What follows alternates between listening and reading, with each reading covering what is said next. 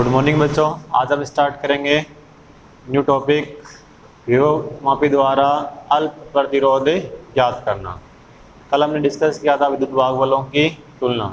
अब नेक्स्ट अपना टॉपिक रहेगा विभवमापी की सहायता से किसी अल्प प्रतिरोध का मान ज्ञात करना। तो देखिए, सबसे पहले हम इसकी परिपथ व्यवस्था के बारे में डिस्कस करते हैं। परिपथ व्यवस्था में देखिए, विभवमापी के प्राथमिक परिपथ में तार विभवमापी के तार ए बी के श्रेणी क्रम में टिप्पी विद्युत वाहक बल का संचायक सेल या बैटरी कुंजी K1 और धारा नियंत्रक RH1 संयोजित कर देते हैं। ठीक है, प्राथमिक परिपथ में हम ऐसे करते आ रहे हैं। आपने का तार ए बी है, उसके श्रेणी क्रम में हमने क्या जोड़ दिया, संचायक सेल EP, कुंजी K1, धारा नियंत्रक RH। इस प्रकार प्राथमिक परिपथ का निर्माण हो जाता है। जबकि द्वितीयक परिपथ में ज्ञात प्रतिरोध कैपिटल R, अज्ञात अल्प प्रतिरोध स्मॉल r, धारा नियंत्रक RH2, कुंजी K2 और सेल E को श्रेणी क्रम में संयोजित कर देते हैं। ज्ञात प्रतिरोध R के उच्च विभव वाले सिरे को तार के A सिरे से संयोजित कर देते हैं। जबकि कैपिटल R और स्मॉल r के निम्न विभव वाले सिरों को हम क्रमशः द्विमार्गी कुंजी के टर्मिनल 1 व 3 से संयोजित कर देते हैं। द्विमार्गी कुंजी का मध्य टर्मिनल 2 को धारामापी से होते हुए जो कि J से संयोजित कर देते हैं, और जो कि सहायता से इस तार पर हम कहीं भी विद्युत से संपर्क स्थापित कर सकते हैं। ओके, ये तो हो गया अपना परिपथ व्यवस्था। अब देखते हैं इसकी क्रियाविधि।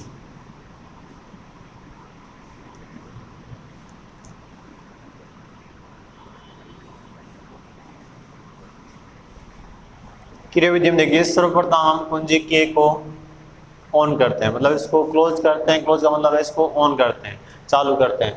करने के बाद में प्राथमिक परिपथ में विद्युत धारा प्रवाहित होना प्रारंभ हो जाती है। ओके, सबसे पहला काम अपना क्या होगा, कुंजी K1 को बंद कर देंगे और प्राथमिक परिपथ को ऑन कर देंगे। अब द्वितीयक परिपथ में लगी कुंजी K2 को ऑन कर देते हैं और द्विमार्गी कुंजी के टर्मिनल 1 व 2 के मध्य डॉट लगा देते हैं।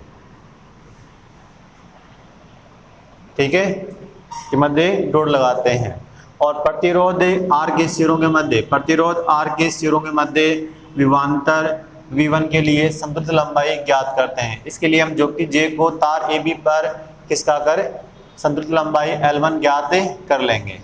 ठीक है, माना द्वितीयक परिपथ में प्रवाहित धारा का मान I है और प्रतिरोध R के सिरों के मध्य विभवांतर V1 है। यदि V1 के लिए समतुल्य लंबाई L1 है तो विभवमापी के सिद्धांत से देखिए, माना द्वितीयक परिपथ में प्रवाहित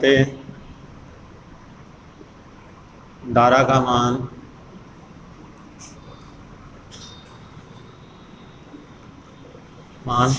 I है तथा प्रतिरोध कैपिटल R के सिरों के मध्य विभवांतर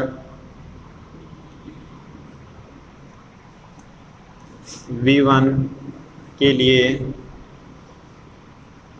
संतुलित लंबाई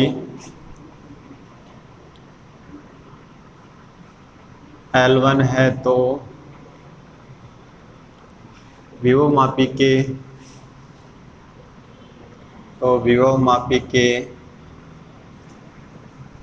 सिद्धांत से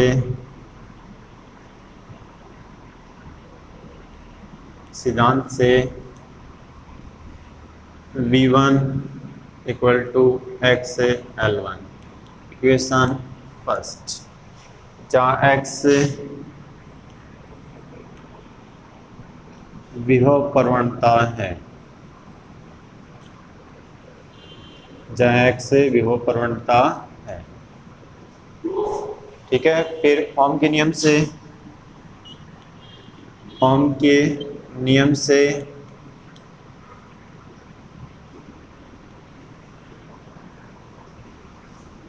V1 इक्वल टू प्रतिरोध R में प्रवाहित धारा I है, तो ओम के नियम से विभवांतर आ जाएगा IR। इक्वेशन सेकेंड, तो इक्वेशन 1 व इक्वेशन 2 से IR equal to XL1। Equation third, clear. अब देखिए बच्चों, 1 और 2 के मध्य जो हमने डॉट लगाई थी उसको यहाँ से हटाकर अब टर्मिनल 2 और 3 के मध्य डॉट लगा देंगे, ठीक है। अब इस कंडीशन में इसका तो यहाँ कोई मतलब नहीं रह जाएगा। अब इस कंडीशन में कैपिटल R व स्मॉल r श्रेणी क्रम में होंगे और इनका तुल्य प्रतिरोध होगा capital R plus small r, ठीक है। तो अब संतुलित लंबाई होगी वो capital R plus small r के सिरों के मध्य विभवांतर के लिए होगी। मान लीजिए वो है V2 और इसके लिए लंबाई कितनी है L2, तो V2 इक्वल टू XL2। देखिए, यदि प्रतिरोध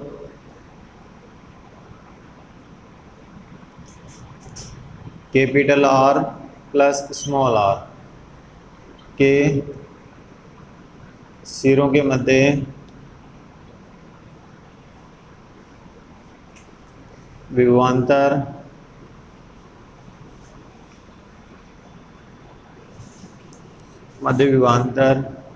V2 के लिए संतुलित लंबाई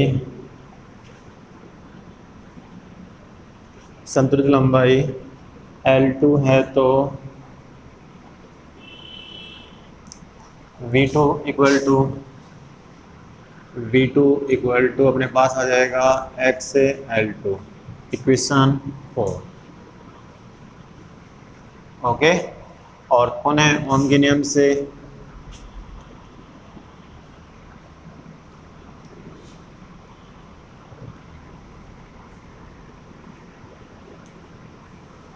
V2 equal to I capital R plus small r। Equation 5, equation 4 व इक्वेशन 5 से I capital R plus small r equal to XL2। Equation 6, okay. यहाँ R प्लस कैपिटल R व स्मॉल r श्रेणी क्रम में होंगे और इनका तुल्य प्रतिरोध होगा capital R plus small r, और इसके सिरों के मध्य विभवांतर होगा वो होगा V2 इक्वल टू I धारा होगी, कुल प्रतिरोध R capital R plus small r। देखिए इक्वेशन 6 में इक्वेशन 3 का भाग देने पर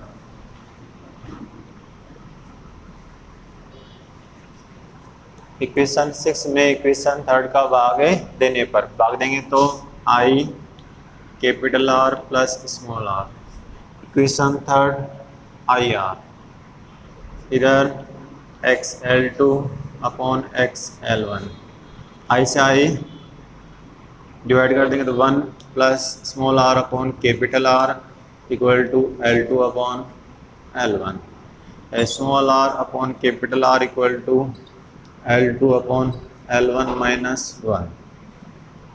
यह हो जाएगा small r equal to capital R equal to L2 minus L1 upon L1, और अपने पास फाइनल आ जाएगा small r equal to L2 minus L1 upon L1 और इनटू कैपिटल R। ये आ जाएगी अपने पास final equation number 7, okay. L2 minus L1 upon L1 into capital R। देखिए इस एक्सपेरिमेंट को परफॉर्म कैसे करेंगे।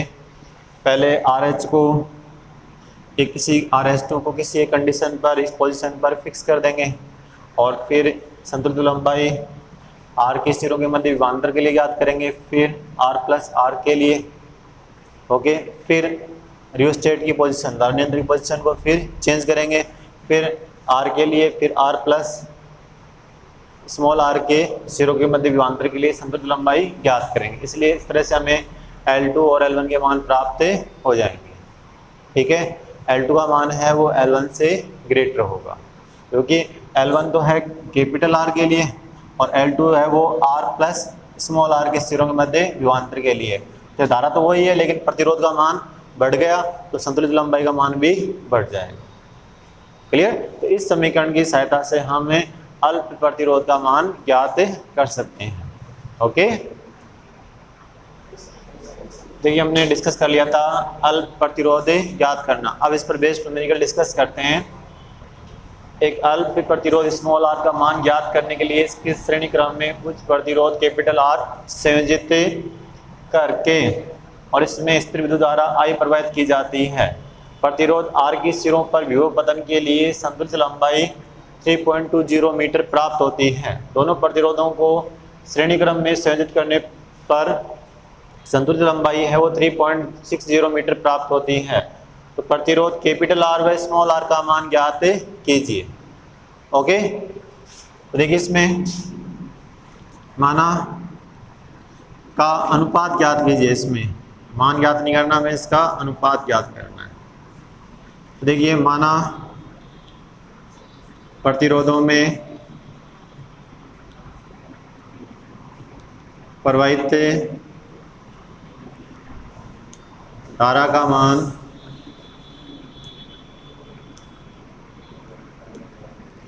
I है, धारा का मान I है। प्रतिरोध,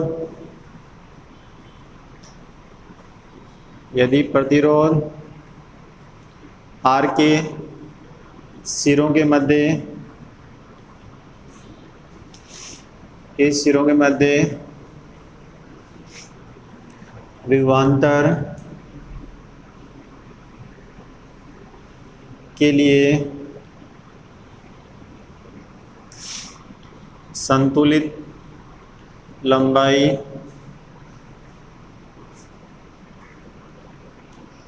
L1 है, तो विभव मापी के सिद्धांत से IR equal to x L1, और यहाँ x आपको पता ही है विभव प्रवणता। फिर देखो यदि प्रतिरोध, अब इनको श्रेणी क्रम में जोड़ा है, तो प्रतिरोध capital R plus small r के सिरों के मध्य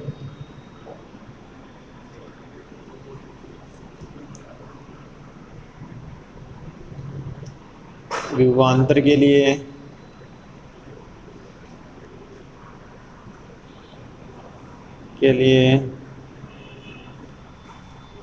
संतुलित लंबाई L2 है, तो IR plus small r into x L2। Okay, equation 2 में इक्वेशन 1 का भाग देने पर भाग देंगे तो अपने पास आ जाएगा I capital R plus small r upon IR, इधर आ जाएगा x L2 upon x L1। I से I cancel, capital R upon capital R 1, small r upon capital R, इधर L2 upon L1। Small r upon capital R equal to L2 में upon L1 into -1। Small r equal to आ जाएगा, हमें तो इसका ratio find करना है, तो L2 अपॉन L1, L2 अपना या इसको सोल्व कर लेंगे तो L2 minus L1 upon L1 हो जाएगा ना, तो L2 अपना 3.60 माइनस 3.20 अपॉन 3.20, तो small r upon capital R equal to 0.40 upon 3.20, point से पॉइंट कैंसिल, तो यह आ जाएगा 1/8। लेकिन हमें रेशियो फाइंड करना है capital R upon small r, तो ये हो जाएगा 8/1 इक्वल टू 8:1। Okay, clear.